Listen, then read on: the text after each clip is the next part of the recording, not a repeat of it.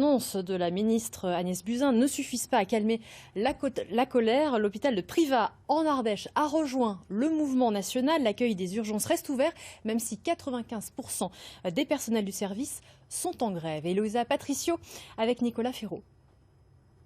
Un de plus, un service de plus qui rejoint le collectif Interurgence. Depuis le début des grèves, cette association réunit les soignants mécontents de leurs conditions de travail. À l'hôpital de Privas, infirmiers et aides-soignants ont eux aussi décidé de se joindre au mouvement.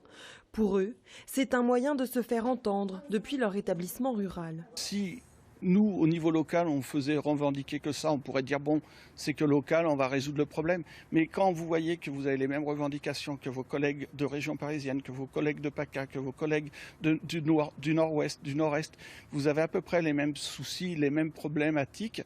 Vous vous dites que là, quelque part, en fait, c'est le système hospitalier dans sa globalité. Depuis le 1er juillet, tous les professionnels des urgences doivent recevoir une prime de 100 € net par mois. À Privas, les soignants l'attendent toujours.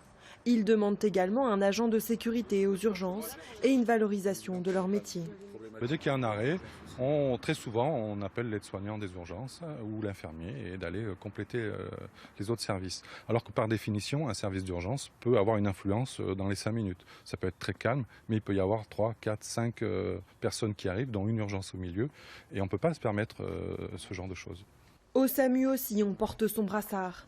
La ministre de la Santé a annoncé vouloir désengorger les urgences en permettant au SAMU d'orienter les patients directement vers des médecins généralistes. Une proposition qui laisse sceptique.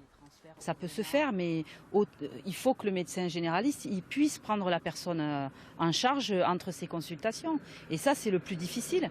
À Privas, la direction de l'hôpital n'a pas souhaité répondre à nos questions. Les 70 millions d'euros débloqués en juin. Et puis, dernièrement, les annonces de la ministre de la Santé ne semblent pas apaiser les tensions.